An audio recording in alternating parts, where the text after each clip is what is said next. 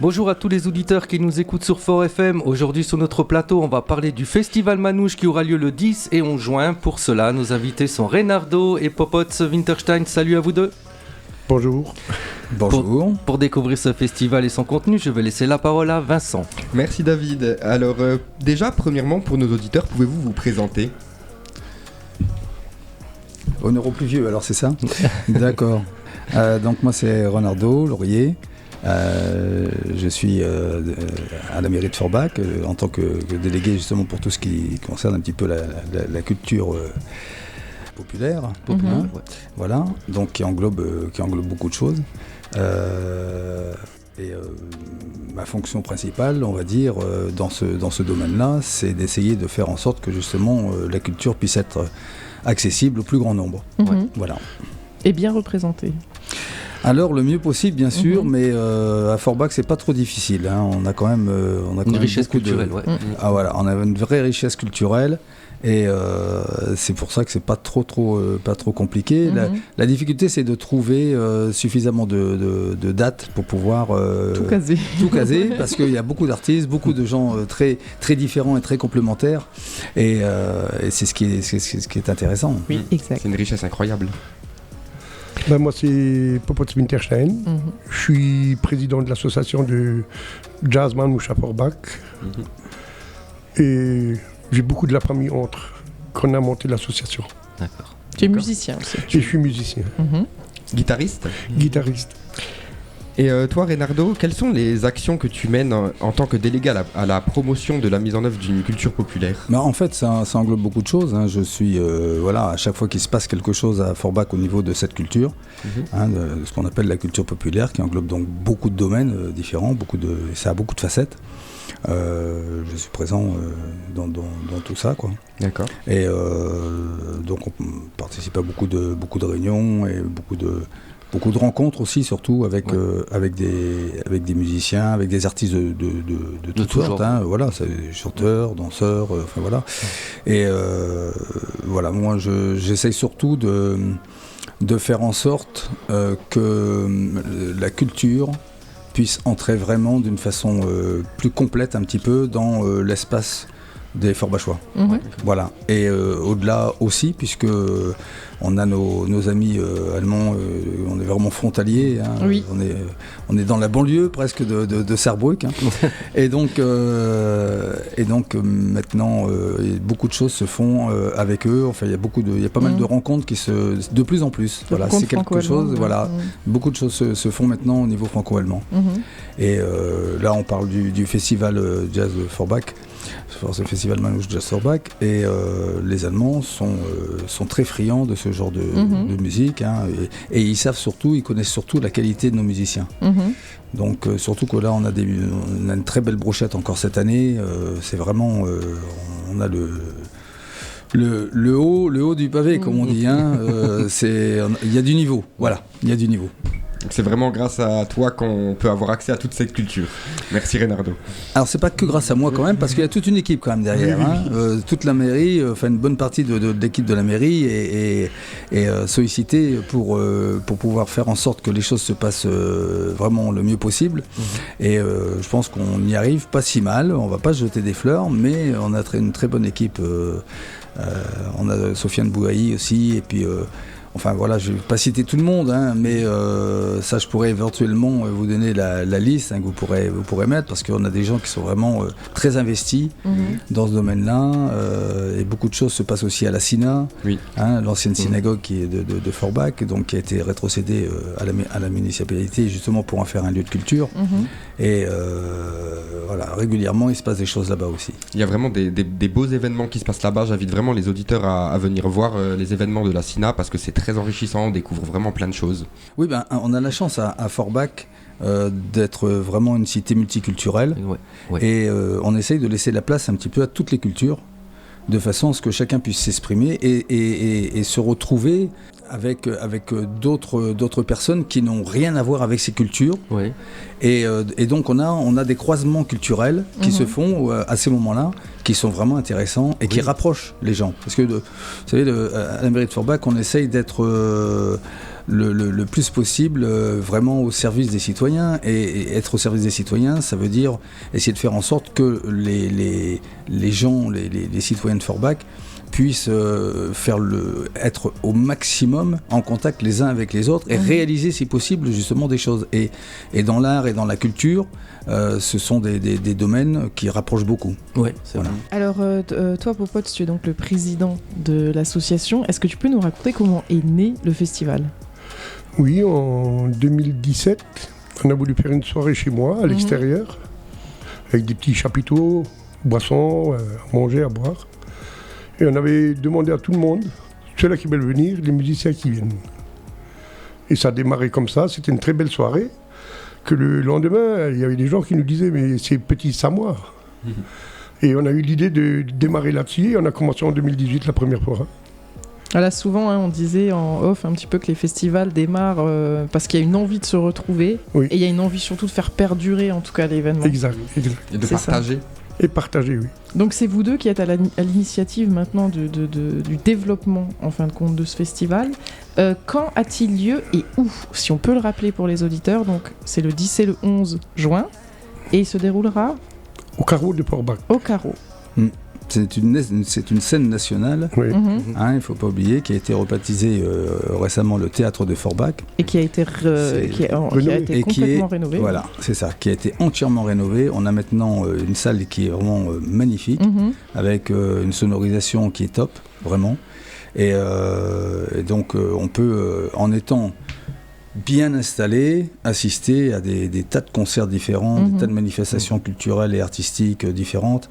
Et ça, c'est un vrai plus. C'est vrai. Un vrai plus Ouais, pour Forbach. ouais. Ça, D'ailleurs, Fort FM, sur ses pages, relaye l'actualité du carreau, donc n'hésitez pas aussi à venir consulter. Ouais. Alors, à quoi on va s'attendre durant ce festival ? Quels sont les musiciens présents ? Au niveau des musiciens, donc d'abord c'est en grande partie des musiciens manouches, Oui. mais avec pas mal d'invités. Alors ça, j'aimerais que Popote nous en parle un petit peu des invités justement. Oui, les invités. Comment expliquer ça ? Il y a les grands musiciens qui sont là. Et on a des bons contacts avec eux. Et c'est grâce à qu'on se connaît très bien qu'on puisse faire venir les grands musiciens. Des grandes personnalités. Quoi. Des grandes personnalités, oui. Des grands... Et c'est notre chance. Super. Oui. Super de nous faire ça à Forbach en plus. On a connu une période creuse, C'est vrai. et surtout un après-Covid. Et maintenant, je pense que c'est vraiment ce que les gens ils ont besoin. Oui, c'est vrai. Et on a pu le voir à la SINA quand il y a eu la culture berbère, la culture sarde, la culture camerounaise. La culture manouche. La culture manouche. Et les gens, en fait, ils sont contents de se retrouver là, au-delà même de l'événement. Il s'agit de recréer un lien social et ça fait du bien à tout le monde. Quoi. Et je pense qu'on a vraiment besoin de ça. Parce que la SINA a commencé par la culture juive, puisque c'était un petit peu logique, étant donné que c'est quand même le consistoire juif qui nous a laissé la SINA pour en faire un lieu de culture. Et ensuite, derrière, on a eu tout de suite la culture manouche qui est arrivée. Donc là, on a bien sûr beaucoup travaillé pour faire quelque chose de très, très, très, très beau. Oui. Et là, maintenant,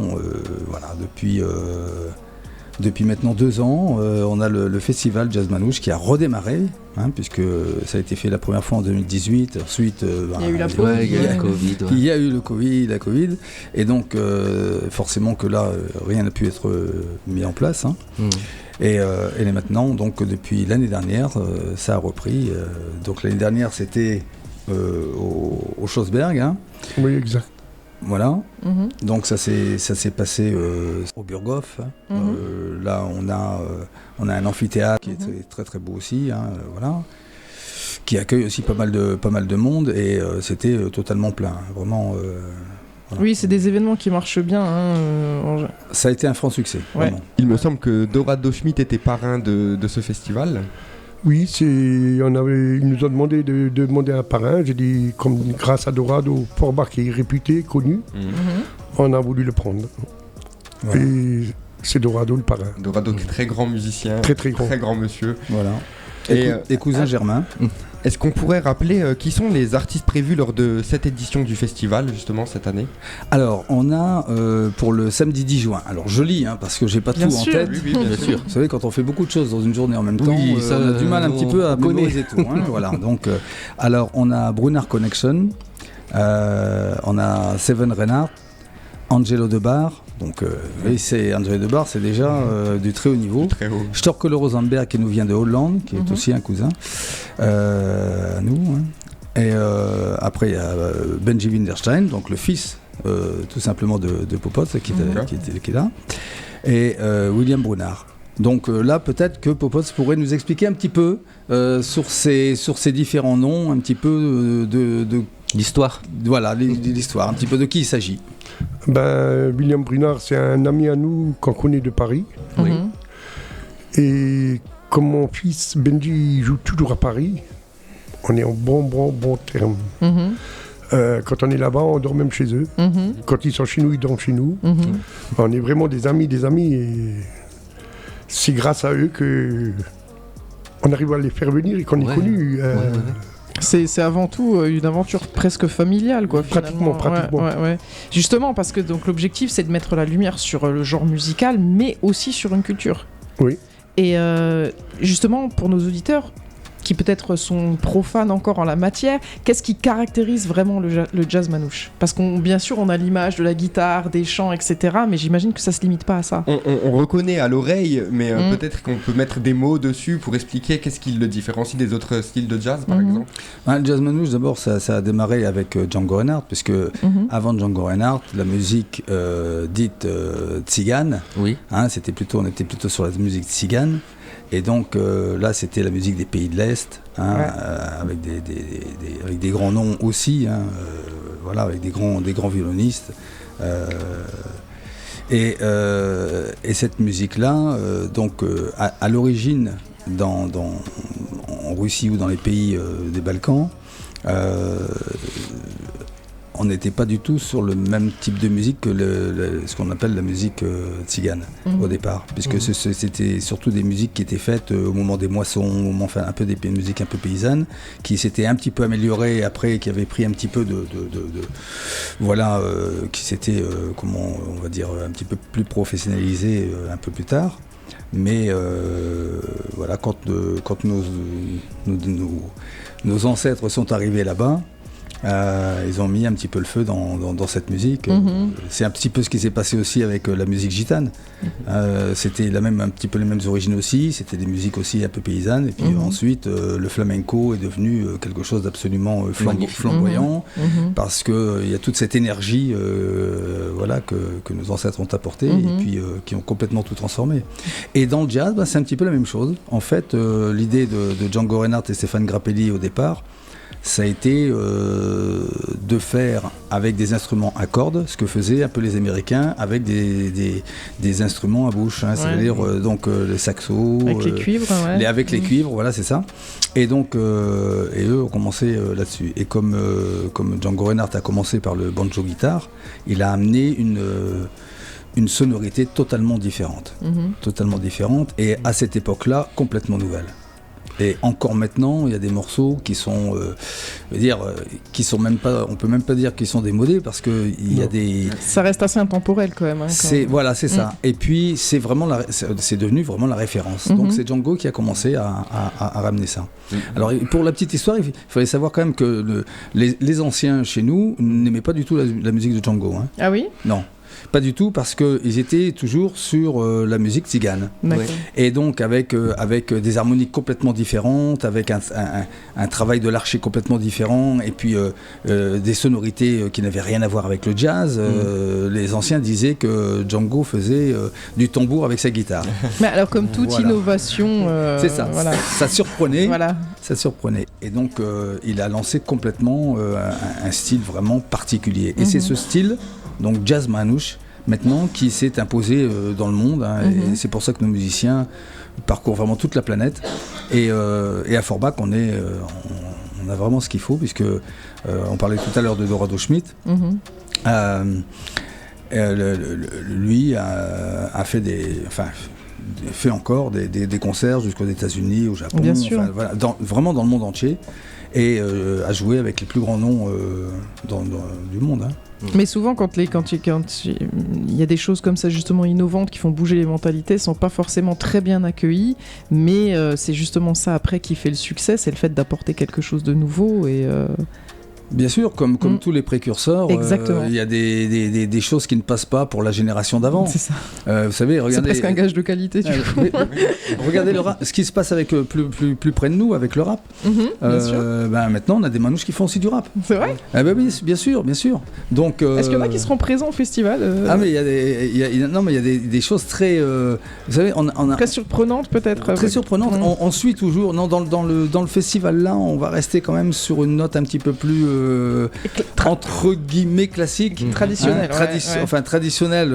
Voilà, depuis Django Reinhardt. Mais non, on va pas avoir de rappeur cette fois-ci. Mais pourquoi pas la prochaine fois. Mais il y a des choses qui vont se faire avec des jeunes qui ont du talent et qui vont pouvoir montrer aussi d'autres facettes. Ils sont les bienvenus à l'antenne, Alors, s'ils sont d'ici. Oui, pourquoi pas, oui. Pour rajouter encore quelque chose sur Django Reinhardt, c'était quand même un homme incroyable, un guitariste incroyable, parce qu'il avait que 2 doigts à sa main gauche. Et ce qu'il faisait avec juste ses 2 doigts, c'est limite incompréhensible pour beaucoup de guitaristes. Donc je tenais quand même à rappeler ce fait intéressant. Moi, je voulais savoir où on peut se procurer les billets. Nous, on commence demain en matinée, toute la journée, dans tous les coras. Saint-A, Sarimine, Port-Bac, Leclerc. Et dimanche, on est à la place du marché. On fera aussi de la musique, où c'est qu'on pourra avoir des billets disponibles. L'achat, oui. Alors le marché, le marché a été déplacé. Oui, parce qu'il y a les vieilles voitures de chaque dimanche. Oui, c'est ça. D'accord, ok. On sera 1 heure là-bas aussi. D'accord. Pour les auditeurs, je voulais juste rajouter que toutes les informations et le programme, si vous voulez les retrouver, se trouvent donc sur le site de la mairie pour le festival de Jazz Manouche. Absolument. Les billets donc sont accessibles à partir de Ticketmaster, mais également donc dans toutes les grandes surfaces quasiment.